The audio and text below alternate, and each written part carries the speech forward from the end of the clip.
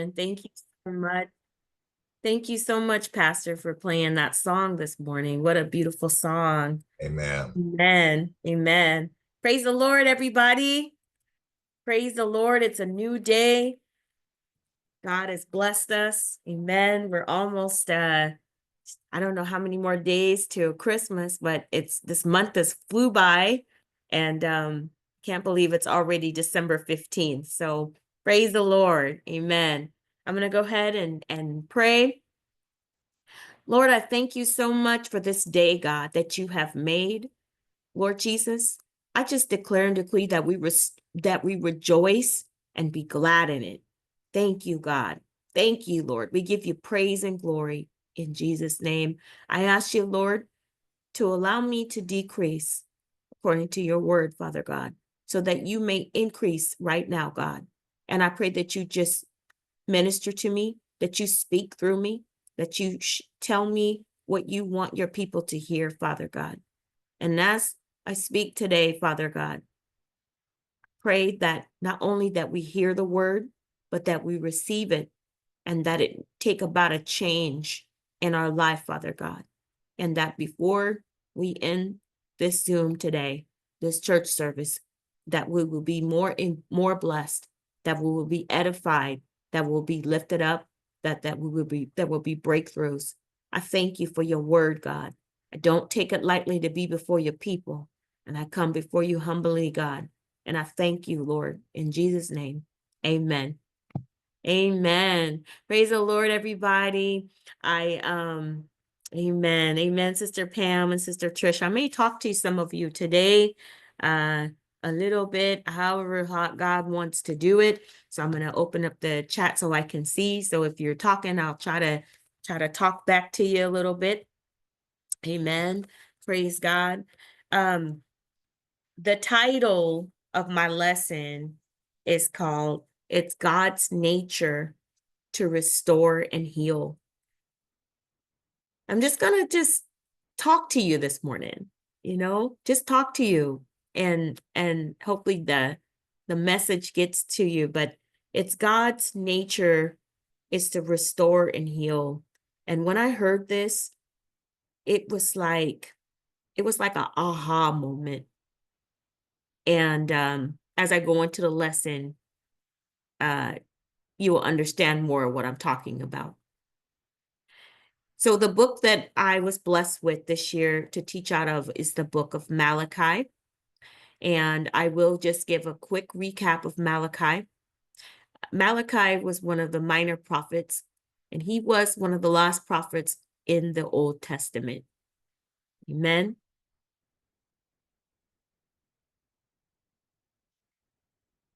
The people of God's people, the people of Israel, they had been in captivity for some years, and they had got out of captivity, and had been about 100 years had passed. And by then, they had restored some of their temples, and they were just kind of going along with their day-to-day business. But it had been about 100 years after captivity, and the Lord raised up Prophet Malachi to speak to the people. During this time, the people were not doing the right thing. There was some disputes that was going on between the Lord and the people. And the Lord, they were having a conversation, like a dialogue. And the dialogue went kind of like the people would ask the Lord a question, and then the Lord would answer, and then and then the Lord would ask them a question, and the Lord would answer. It just kind of went back and forth. But there were some disputes going on. The first dispute that they was going on is they were doubting God's word and his love and his faithfulness. They were complaining because they were like, Lord, how come, we're not blessed? We see other people getting blessed. We don't understand. And the Lord was letting them know that, I've always loved you. I've always loved you. I've always chosen you. That was my covenant with you. And I've been faithful to you. And Another dispute that they were doing was unacceptable sacrifices. They were giving sacrifices under the covenant of the law of Moses, and their sacrifices they were giving were kind of like lame animals, sick animals. They were just giving God it wasn't the first fruits, and the Lord wasn't pleased with that.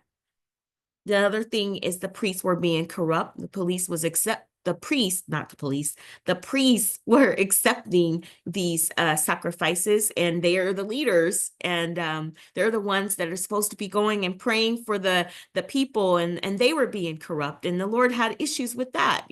So not only did the people, the priests, there are people divorcing their wives, and they were marrying pagan wives. And the Lord told them not to do that because the pagan wives were turning the hearts of God's people toward against the Lord. And so they were just doing that. They were just divorcing their wives just because they wanted to, or they just maybe, I don't know. They had no grounds, they had no reason. They were being unfaithful with their tithes and offering. They were complaining about their crops and their livestock, and the Lord was giving them a condition. Well, bring ye all ye tithes into the storehouse, where there may be meat in my house, and prove me now herewith, says the Lord, if I will not open you the windows of heaven and pour you out a blessing, that you shall not have room to receive it. He talked about that, and it was a condition with it, right? The Lord always promises to do his part, but there's sometimes with promises of God, there are sometimes there are conditions, and the conditions is bring you all your tithes, and then the Lord will keep that covenant going. But if you don't, you do the opposite, then of course your money is cursed. So that was pretty much basic. I mean, it's not rocket scientist. It's just like, if you do this, God will do this. If you do this, God will do that. That's not all with all promises of God, but particular with the Israelites during this season, with the covenant that they had from the tablets that Moses had wrote on stone. That's what was that was written at the time, and that was the covenant, the agreement between God and God's people. And the other dispute was God promised to reward those that were faithful, and they were complaining about that, but the Lord promised. And when I was studying this, I was thinking about the Lord and how we as even God's people all through the Old Testament, and then even now, even when we don't do right, because God is so good, that his whole nature, his whole being of who he is, he desires to restore his people. He always had a plan. Even when he put them in captivity from not doing right, and he kept warning them, turn back to me, repent from your sins, turn back from your wicked ways, warn them. Sometimes he would warn them for years, basically begging them, raising up judges, raising up prophets, raising up different kings, talking to God's people. And somehow, some way, they just still trying to turn that corner back towards doing the wrong thing. But even in that, the Lord always thought about, I'm going to restore my people. Even when he had to give them whoopings, let them be overtaken by their enemy, he's always said at the end of all that, I will restore my people. I will heal the land. Amen. That's just his perfect nature. That's just that alone right there is so amazing. So I just thank God. I'm going to read chapter 4 into our hearing. This is where I'm getting the lesson from today, out of the book of Malachi. In the word of the Lord, it says, for behold, the day cometh that shall burn as an oven, and all the proud and all that do wickedly shall be stubble, and the day cometh shall burn them up, says the Lord of hosts, and that it shall leave them neither root nor branch. But unto you that fear my name shall the Son of Righteousness arise with healing in his wings, and ye shall go forth and grow up as calves at a stall. So he's telling them, those that are wicked, this is what's going to happen to you. But those that fear me, my name, this is what's going to happen to you. So there's the condition. And ye shall tread down the wicked. This is the ones that are being faithful or turning their hearts toward back God. And ye shall tread down the wicked, for they shall be ashes under the soles of your feet in the day that I shall do this, says the Lord of hosts. And then in verse 4, it says, remember ye the law of Moses, my servant, which I commanded unto him and Herebub for all Israel with the statutes of judgment. Behold, I will send you Elijah the prophet before the coming of the great dreadful day of the Lord. And he shall turn the heart of the fathers to the children, and the heart of the children their fathers, lest I come and smite the earth with a curse. I'm going to go back into that and explain that a little bit more. But what I want to tell you is that restoration is near. Healing is near. Restoration is here, Greater Light. Healing is near. Amen. Have you ever had a time in your life, and you could think back a little bit and you can put it in the chat, or you can raise your hand and share if you like. We're just going to talk to each other today. Have you ever had a time in your life where it just seemed like it was a very hard season? Think back for a moment. Take a moment. Think back to a season where you didn't think you were going to make it, where you couldn't even put one foot in front of the other. Maybe it was dealing with your finances. Maybe it was dealing with relationships. Maybe it was your health. No matter what it was, think back to that time and how God restored you, how God healed you, how God brought you through those troubling times. Think about it. Does anybody want to share this morning? If you do, you can go ahead and raise your hand.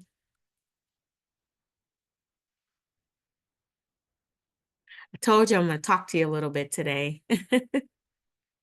But it's good. Maybe one person, if you could share it. It doesn't have to be a long drawn out thing, but just one thing. Deaconess Cherie, thank you, sis.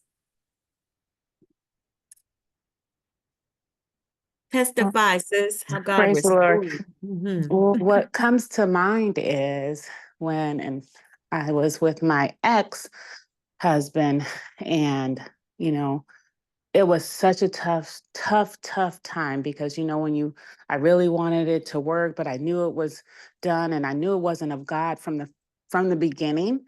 Mhm. When I fasted for 5 days, and God said, no, don't do it, but I did it anyway. And like you said, God will give you a whooping, but he'll hold your hand at the same time. And he, to make a long story short, he restored me, because then he said, I'm going to give you a husband that's going to help you to keep yourself, and he's going to be the one that you need. And so, after 5 years, he did just that.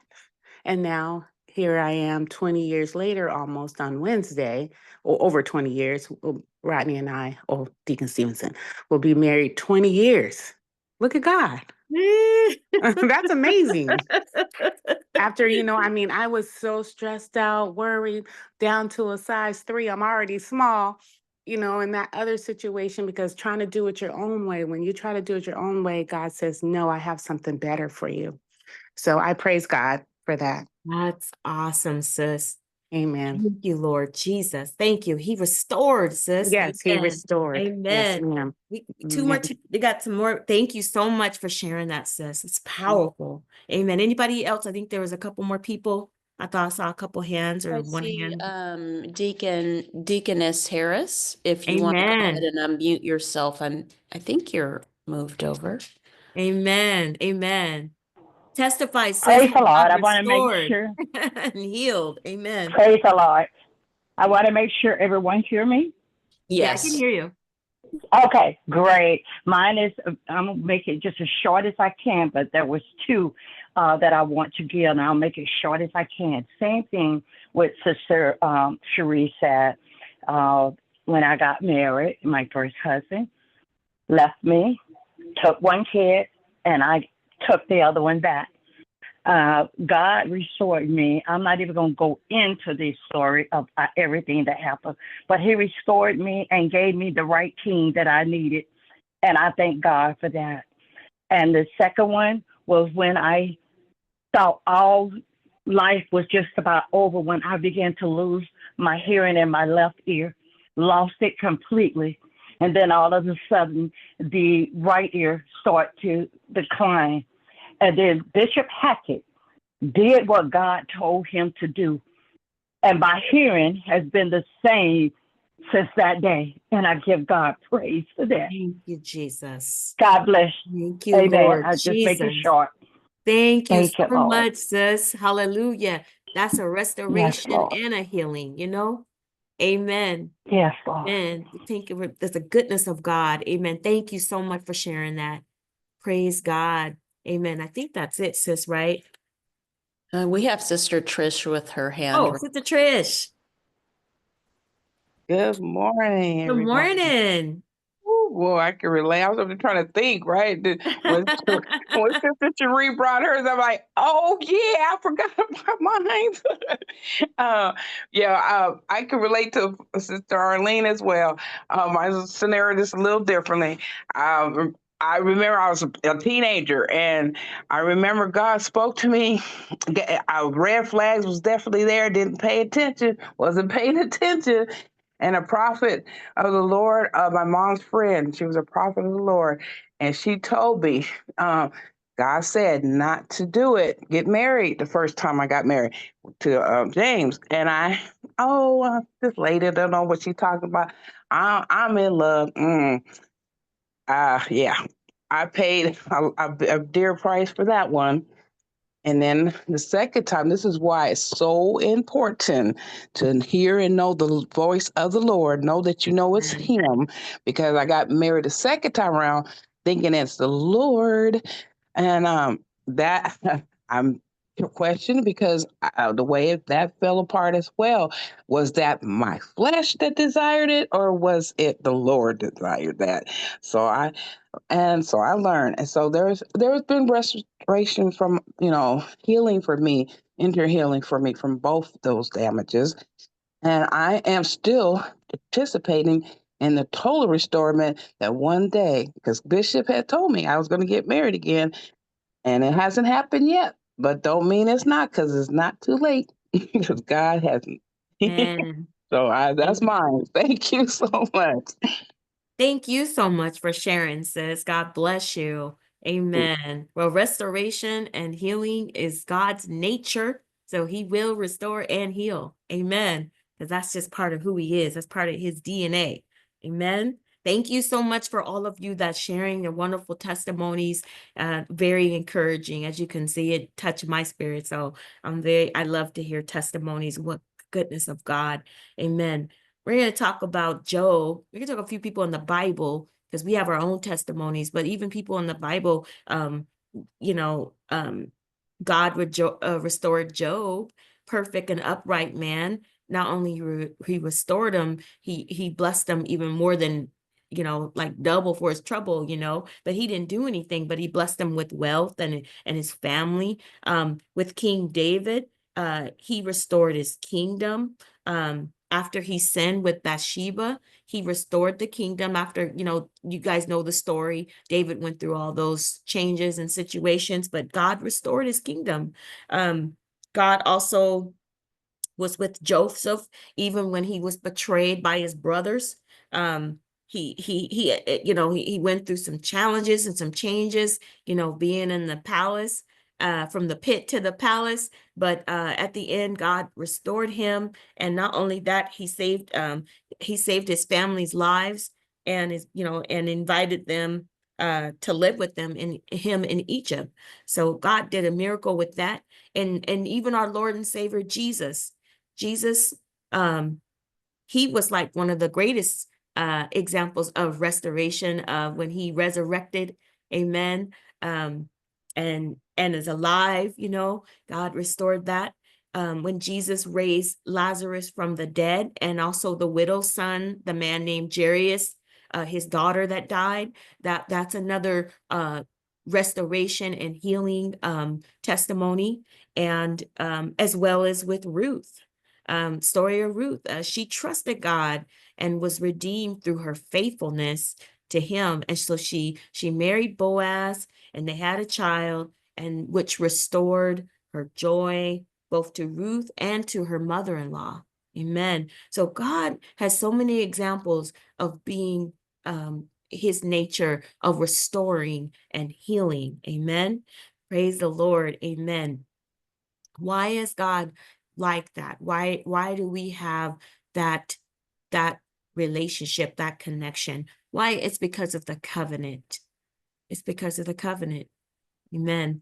There, I guess you can call it in the Old Testament, they have, I guess you can say, the first covenant.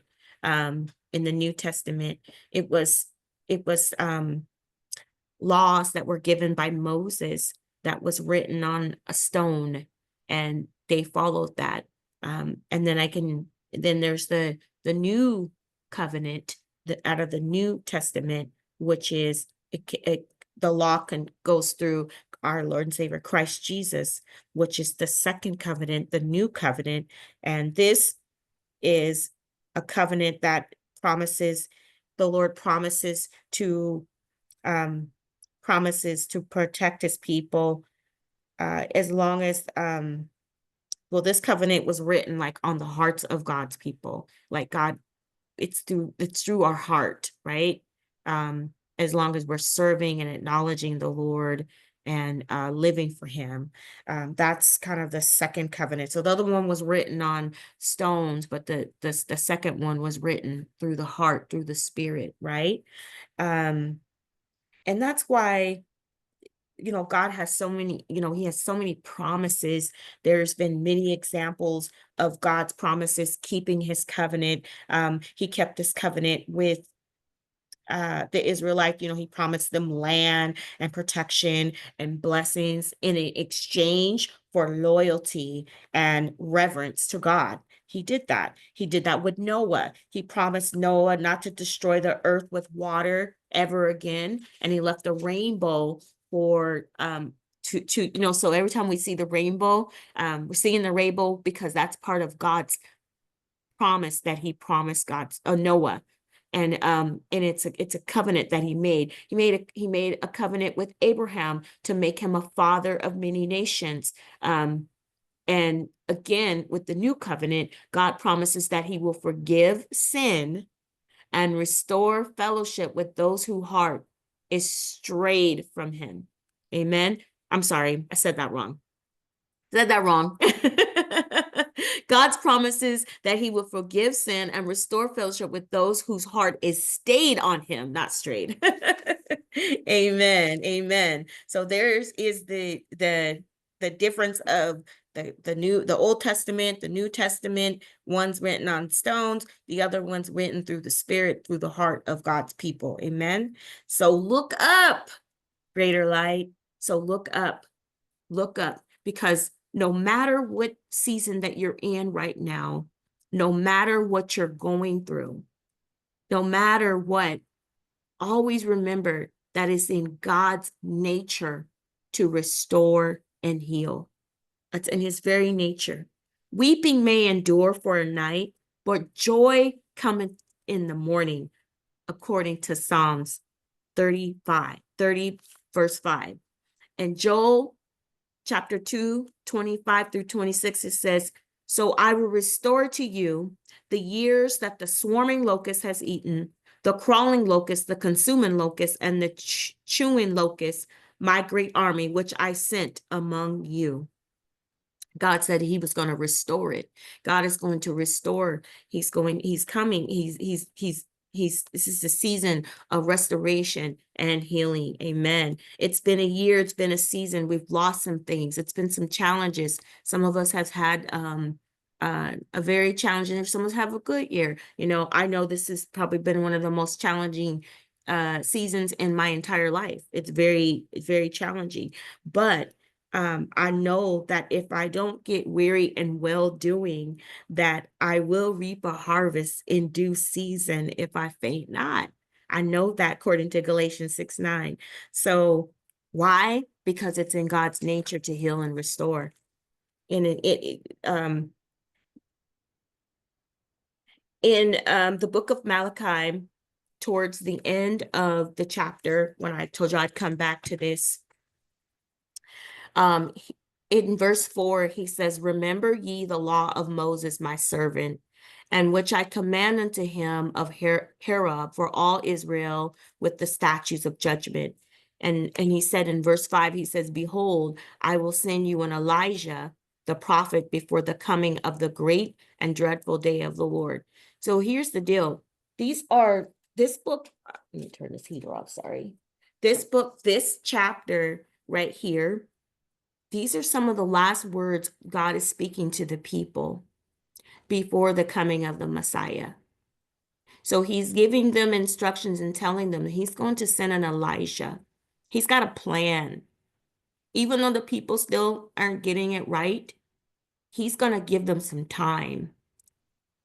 It was approximately 400 years from this last word right there in Malachi chapter 4, verse 6, from when that last word God spoke right there in that last thing. And it says, "And it shall turn the heart of the fathers to the children, and the heart of the children to their fathers, unless I come and smite the earth with a curse." Before there was any other word spoken, it had been 400 years. The next words was spoken was when the Lord raised up John the Baptist, which was the Elijah, the prophet. He was speaking that, prophetically. I'm going to send Elijah the prophet.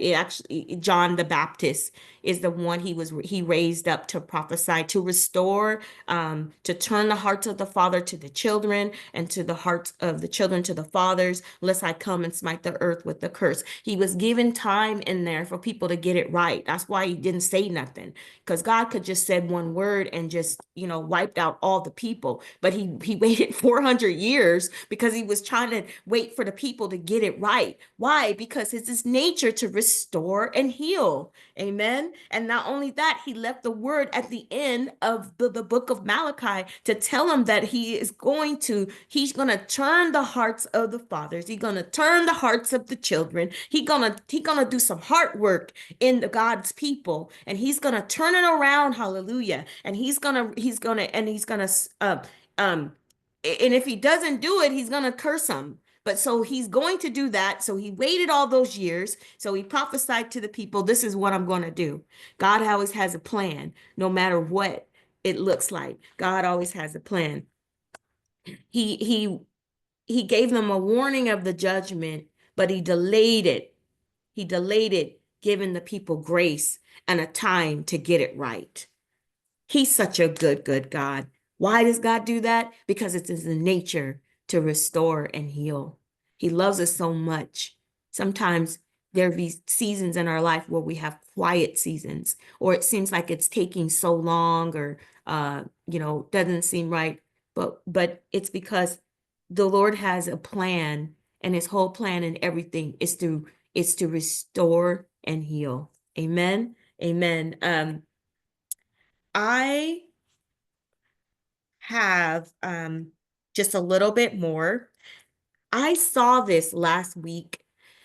It's not my own. It's by Dr. Miles Monroe. The Lord gave me this word that it was in God's nature to restore and heal, like a week before I saw this. And I saw this and it ministered to me so, so much, because it is literally almost everything that I'm going through in my life right now. And it was like it's 7 powerful signs that God is going to restore. He's going to restore the wasted years. These are breakthrough signs that God is going to restore. Amen. And so for the first one, there's a grace peace that you may experience in the midst of the storm. Now, this is it's kind of like when you surrender everything to God, and then there's just this peace about you that you get that's like that passes all understanding. And you guys know what I'm talking about.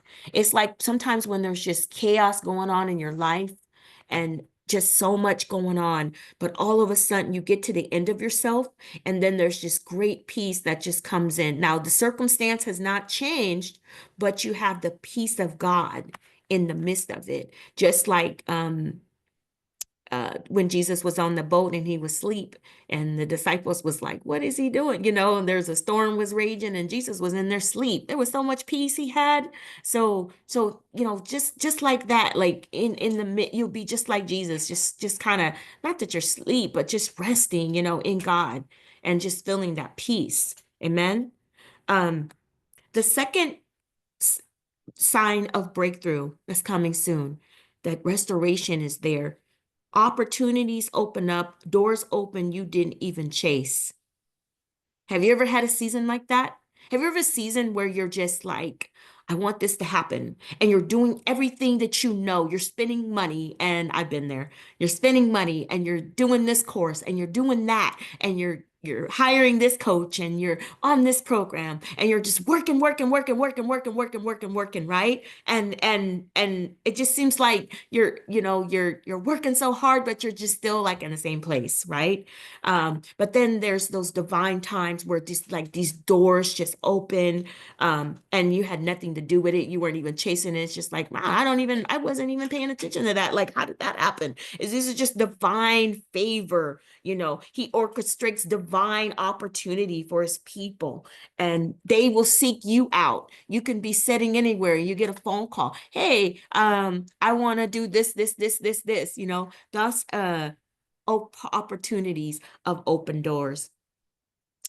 Number 3, divine connections and relationships. With these connections and relationships, because of the season that you're in, God would send people to help you with that season as you go through it.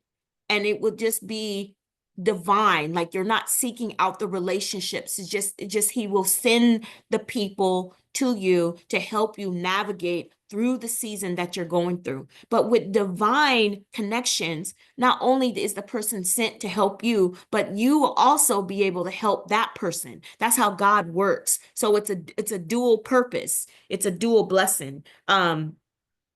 He sends those people for the support to help you prepare, to help you get through what you're going through at that time.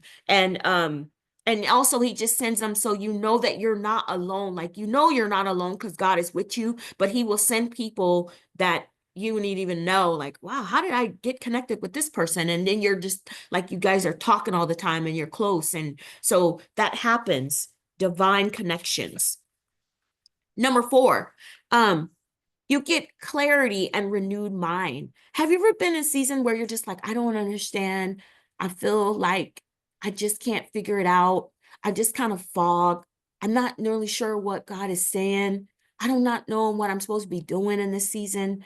I can't really figure it out right now. It's just kind of like a fog season. Like, okay, God, I don't hear what God's saying right now, and that's very possible. The Lord was silent for 400 years after giving that last word until the time of he raised up John the Baptist. So there might be a season where it might be like that. It might be just like a quiet season, but then all of a sudden you get this clarity, you get this renewed mind, you get this like a fresh vision, and you're just like, you realize that you're delayed. When it was delayed, it was just like a preparation. Like, God was just getting some things prepped before he let you know what the next steps was. So your focus is different. Your focus is sharp.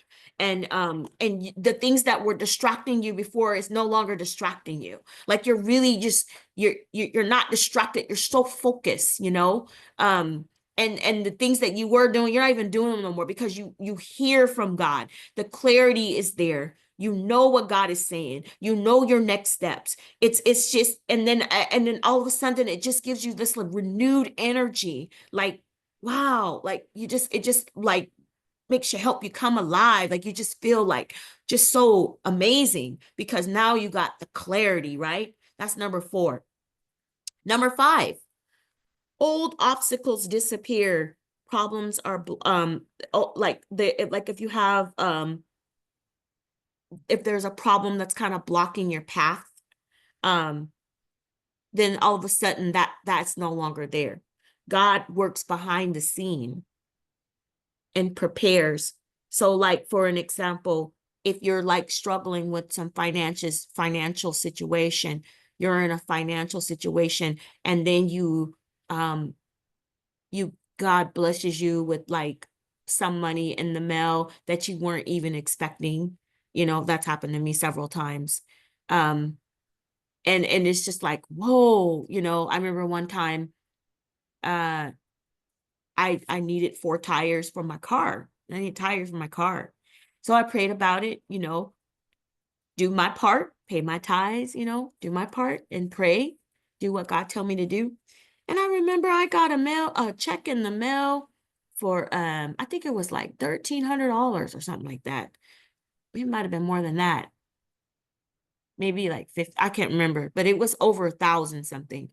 And I looked and I was like, what is this? Do you guys know it was a check that my former company sent me, because I referred, it was a referral bonus. I referred a physical therapist to their company. They hired her.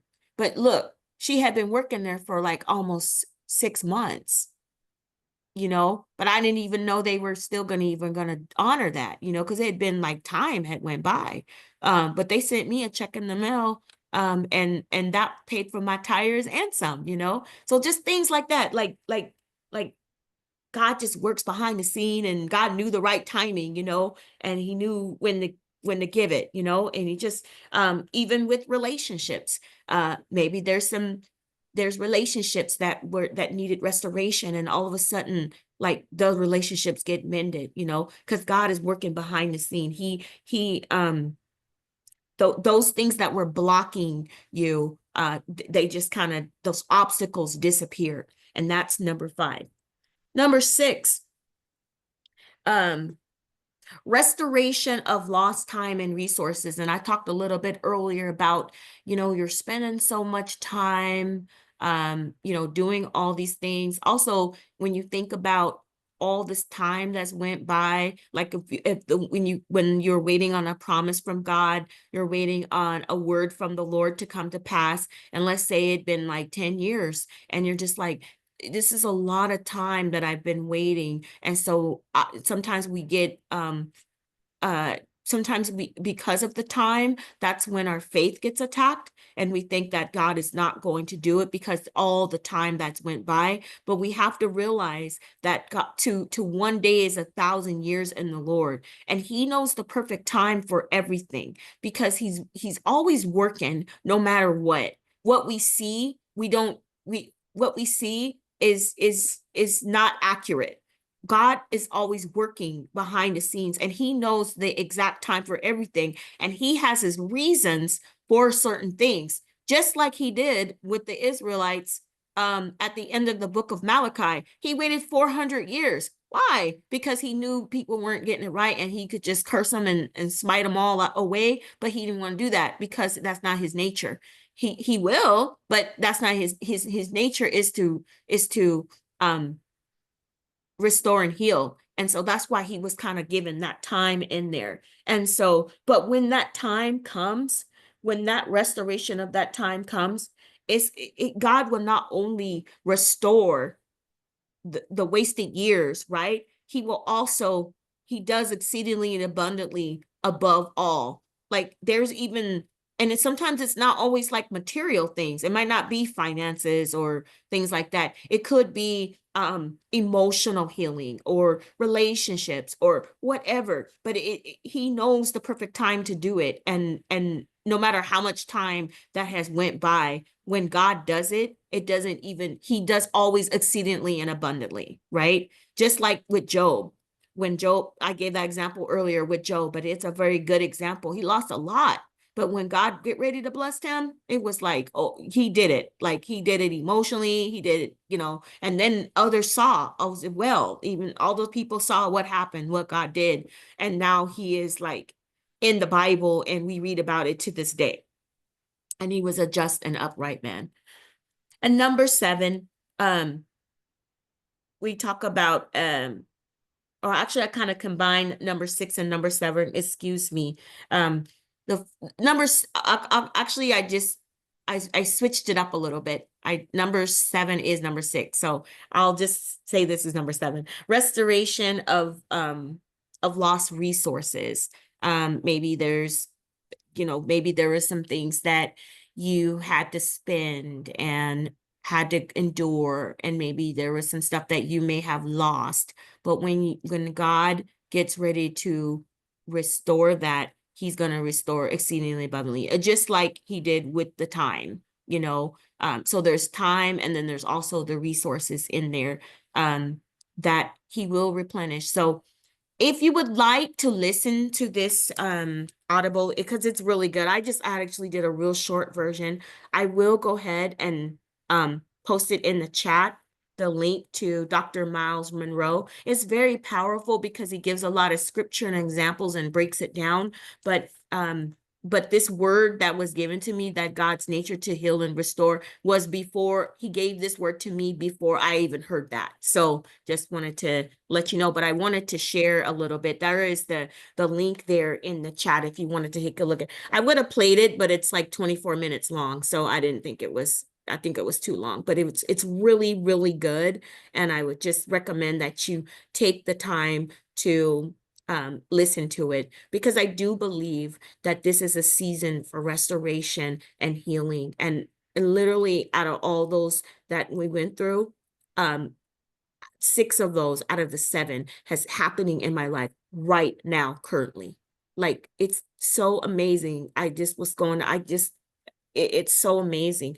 And especially with divine connections, you know, I've met so many different people that have and even people that I've been knowing for a while, but I've become close to them during the season of my life, and it's just I'm just blown away. One day I'll be able to give the full testimony. I am keeping a record of everything, but some of the things that are happening in my life, because God is shifting some things and turning it around, it is unbelievable. Like, it's just so amazing. And I can't wait to share what God is doing and has done. And I can't wait until that full restoration, and then people will see the glory of God with everything. So praise the Lord. That's all I have for you this morning. I hope it came out okay. Again, I just wanted to talk to you, and just remember, no matter what you're going through right now,